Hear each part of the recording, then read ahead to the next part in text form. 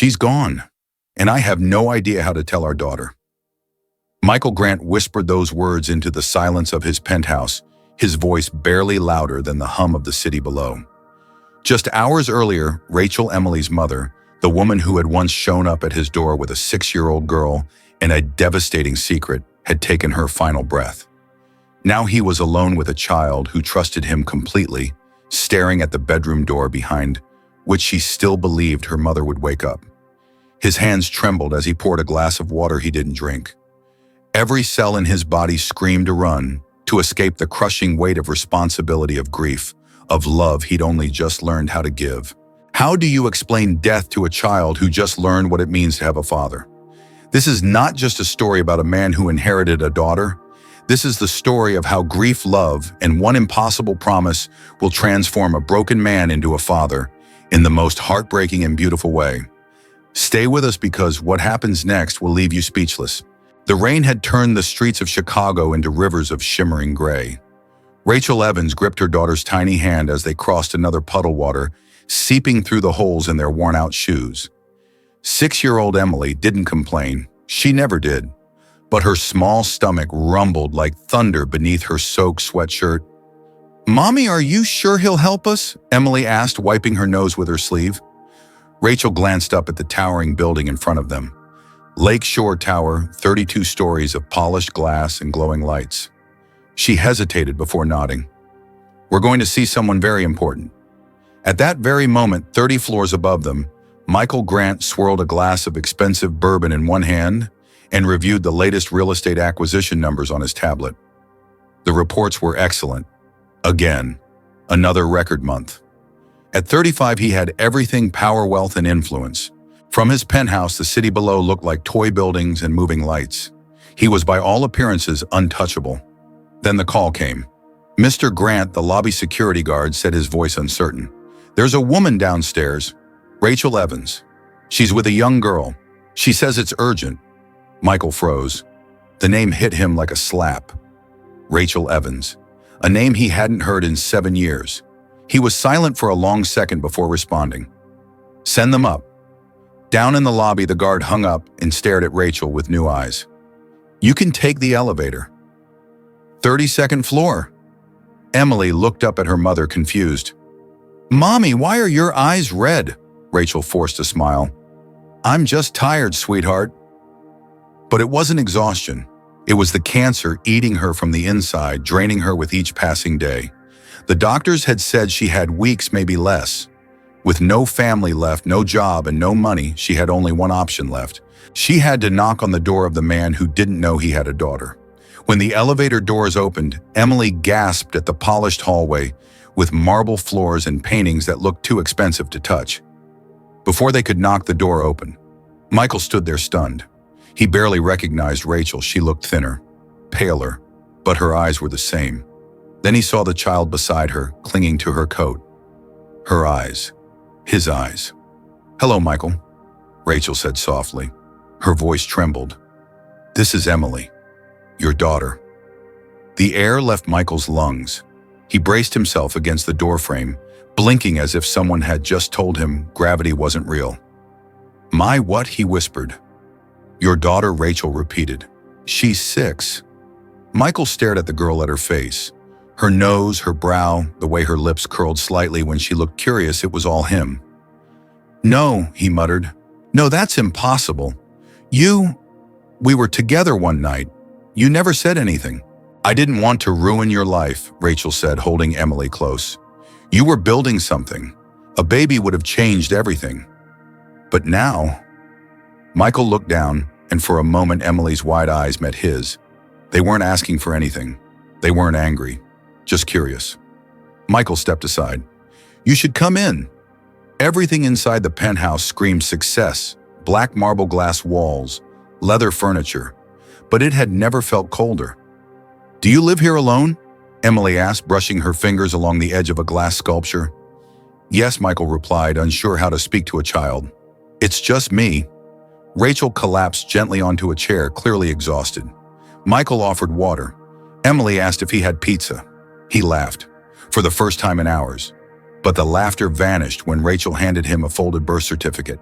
His name was on it, Michael Grant. Listed as the father, March 15, 2018. "I need to be honest with you," Rachel said. Michael's jaw tensed. "I'm dying. Pancreatic cancer. Advanced. There's no treatment left. I came here because Emily needs someone. She needs her father." He didn't speak, just stared at the city through the window, like maybe the skyline could tell him what to do. His life, so carefully built, so precisely managed, was unraveling. Rachel's voice broke. "You're the only person she has." He turned finally and looked at her, then at Emily, who was playing with a crystal bird on the coffee table, oblivious to the gravity crushing the room. "I don't know how to be a dad," he whispered. "I don't know the first thing." "No one does," Rachel said. "You learn. What if I say no? Then I'll have to find someone else before I'm gone. Someone who might never love her the way you could." Michael couldn't breathe. Emily looked up again. "Can we stay tonight? Mommy says your house is very safe." Rachel's eyes begged. "We got evicted yesterday. We don't have anywhere else." Michael clenched his jaw, then slowly nodded. "There's a guest room." Emily clapped her hands and called him Dad for the first time. The word pierced his chest like a knife, but he didn't correct her. She called him Dad, and strangely, it didn't sound wrong. Later that night, after pizza and small talk, Emily wandered into the music room. She pressed a single key on the untouched grand piano. The note echoed. "Do you play?" she asked. "I used to," he said, "when I was a kid." "Can you teach me?" Michael smiled faintly. "Maybe." Rachel sat on the couch, pale silent, watching them. Before bed, Emily asked for a story. Michael had none, so he made one up about a little girl who found a king in a castle and turned him into her father. As he spoke, her eyelids grew heavy. When the story ended, Emily was asleep. Rachel had tears in her eyes. "Thank you," she whispered. That night, as Michael stood alone staring out over Chicago, something inside him shifted. And for the first time in years, his penthouse didn't feel so empty. We're sorry to pause the story here. What would you have done if someone showed up at your door and said, "This is your child. Would you open your heart or shut the door?" If this story moved you, please drop a like and send us some love. We have more coming your way. It had only been one night, but something inside Michael Grant had begun to shift, like the slow creaking of a locked door, finally opening after years of silence. He woke the next morning to the smell of something unfamiliar: scrambled eggs.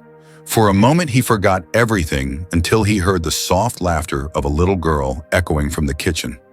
He pulled on a robe and followed the sound. There she was, Emily, sitting on a stool, her legs swinging as she sipped orange juice. And beside her, Rachel, fragile, pale, but smiling as she stirred eggs in a pan far too large for her trembling hands. "Morning," Michael said, trying to sound casual. Emily grinned. "Good morning, Dad." He blinked. "Dad!" It still didn't sound normal, but it didn't sound wrong either. Rachel looked at him, her eyes tired but kind. "We didn't mean to take over your kitchen. You can take over whatever you want," he said quietly. Then, noticing the empty fridge, added, "Apparently I don't even keep milk in the house." Emily giggled. "You need kid stuff, like cereal and cookies." Michael sat down at the counter and watched them. The domesticity of it all felt strange, like stepping into someone else's life. After breakfast, Rachel pulled a yellow folder from her purse and placed it on the counter in front of him. "What's this?" he asked. "Legal paperwork. If anything happens to me, you'll be Emily's guardian." The words hit like a cold wind. "I haven't signed anything yet." "You don't have to decide now," Rachel said gently. "But time is not something I have." Michael opened the folder. It contained birth records, Rachel's medical diagnosis, and a preliminary custody draft prepared by a lawyer named Margaret Hill. "There's just one thing left," she added, "the DNA test."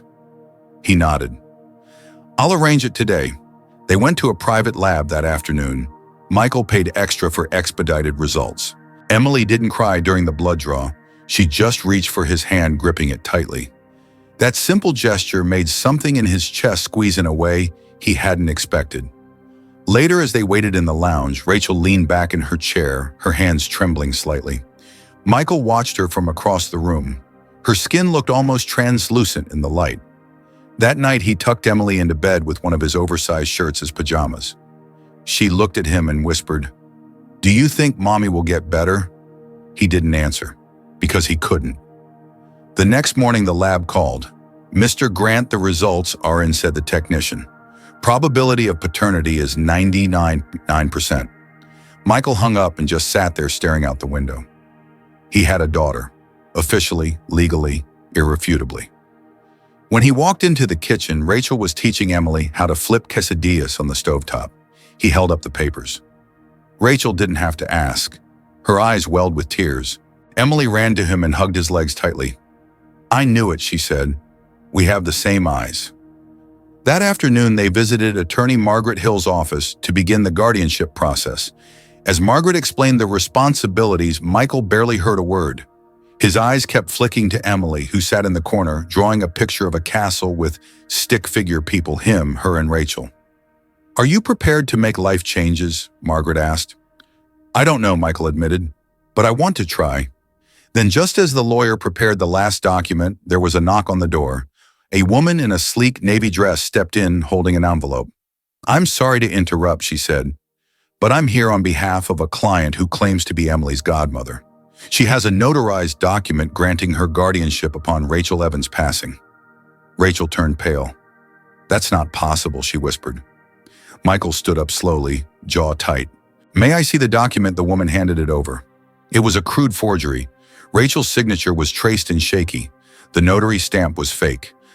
"Nice try," Michael said coldly. "You can leave." The woman hesitated, then left without a word. Outside the office, Rachel leaned against the wall, her breath shallow. "How did you know?" "Because no one who actually cares about Emily would try to ambush us like that." Rachel nodded, clutching his arm as they walked to the car. That night, Michael found Emily kneeling beside her bed, eyes closed in prayer. "Mommy, please don't be mad if Daddy doesn't know how to make pancakes." "I'll teach him." He stood frozen at the doorway, his heart breaking slowly in his chest. The next morning, he surprised them both by attempting pancakes. They were slightly burnt. Emily ate every bite. "I think we're getting the hang of this," she said proudly. In the following days, Michael rearranged his schedule, canceled late-night meetings, and even postponed a critical investor presentation. His business partner, David Walker, thought he'd lost his mind. "Since when do you skip meetings?" "Since I became a father." "You've been a father for what, a week?" Michael glanced at a photo of Emily on his phone. She was smiling, paint on her nose from a craft project they'd started together. "That's all it takes," he said quietly. As the days passed, the bond between him and Emily deepened. But Rachel grew weaker. Her coughs were sharper, her appetite diminished, and her smile, though still there, was more fragile with each sunrise. Michael tried to pretend they had more time, but deep down he knew they didn't. And every time Emily looked at him with wide, trusting eyes, he wondered if he could ever be enough. We're so sorry to pause the story here, but tell us, do you believe someone can become a real parent, not by blood, but by the choices they make? If this story has touched your heart, please drop a heart and hit. Like we promised, the most emotional part is yet to come. The autumn sunlight streamed through the tall windows of Michael's home, painting golden shapes across the hardwood floors. Emily sat cross-legged in the living room, humming softly as she colored in a sketchbook. Her drawings had become more detailed over the week's castles, with gardens, smiling stick figures, stars that looked like they were shining. Rachel lay on a hospital bed now, stationed in the middle of the living room, exactly where she wanted to be. The doctors had said she could no longer walk without pain, but she refused to spend her final days in a sterile hospital room. She wanted to be where Emily laughed, where Michael brewed coffee each morning, with shaky hands where the smell of home had replaced the cold scent of antiseptic. Michael had turned the penthouse into something else entirely. He had brought in a hospice nurse, rearranged the entire space to accommodate the bed, and softened every sharp corner of his life. He learned how to boil pasta, how to braid Emily's hair, and how to read bedtime stories with different voices for every character. But nothing had prepared him for what was coming. That night, Rachel called him over. She was weaker than ever, her skin pale, her breath shallow. "I need you to remember something," she whispered. "Emily loves being tickled on her feet when she's sad. It makes her laugh. And if she refuses, vegetables melt a little cheese on top. Works every time." Michael sat beside her, nodding, absorbing every word like oxygen. "There's a letter in my bag," she added. Give it to her when she turns 18, not a day before. He nodded again. I promise. Rachel reached for his hand. And Michael, thank you for becoming the man I once hoped you could be, for loving her. I'm the one who should be thanking you, he said. You gave me her. You gave me a reason to become more than just rich. You gave me a reason to live. She smiled, eyes damp, and closed them. Then I can rest. The following morning, Emily found Michael sitting silently beside her mother's bed holding her hand. Rachel was gone. The city outside carried on horns, blaring, clouds drifting, but inside their home the silence was profound. Michael didn't try to explain it that morning. He simply held Emily as she cried, and when she finally asked, "Is Mommy in heaven?" he nodded and said, "Yes, sweetheart. But she left a part of her here with you. In your heart, always." 3 days after the funeral, the house was filled with flowers and cards, but Emily had grown quiet. She barely spoke, barely ate. Michael tried everything, cartoons, pancakes, even the clumsy puppets he made from socks, but nothing lifted her spirit. That's when he called Helen Carter. Mrs. Carter arrived with her gentle hands, her silver hair in a neat bun, and a warm voice that seemed to calm every room she entered.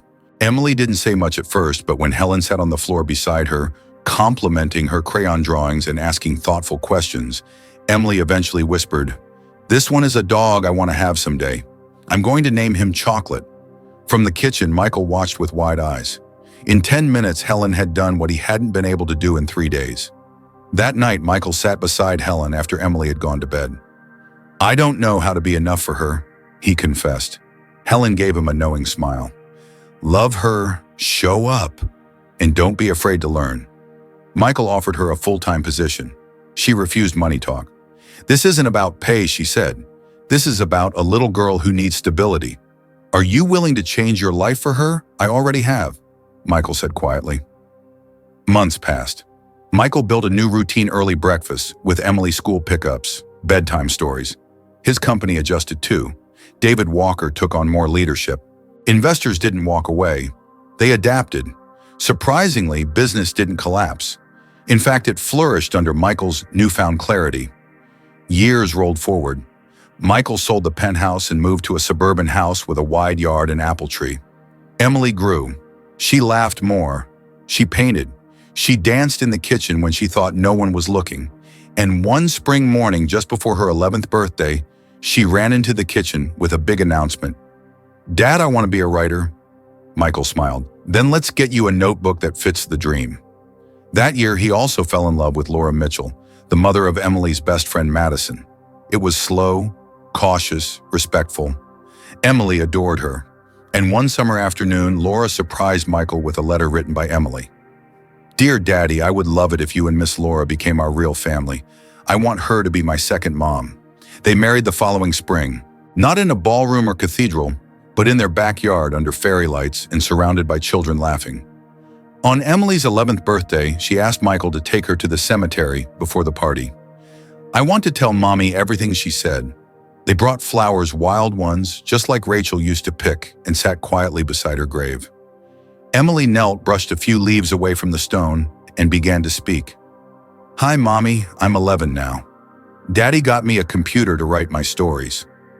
Laura teaches me how to make your chocolate cake. And guess what? I'm happy. Really happy. I hope you're proud." Michael had to turn away to wipe his eyes.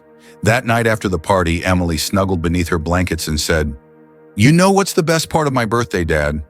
What that every day with you feels like a birthday, because you always make me feel special." Michael kissed her forehead. "You are the most special thing that ever happened to me." And as he turned off the lights, he realized once upon a time, a knock at his door had changed everything. He had traded loneliness for laughter, ambition for connection, fear for love, and he would never go back. Now, dear viewer, we'd love to hear from you. Do you believe love alone is enough to build a real family? And have you ever had a life-changing moment begin with something as small as a knock on the door? What did you think of the story? Comment number 3 if it touched your heart, number 2 if it was just okay, and number 1 if you think we can do better. Tell us where you're watching from. We're always thrilled to hear from different corners of the world. And don't forget to like, heart, and share this video if it moved you even just a little. We'll see you in the next one.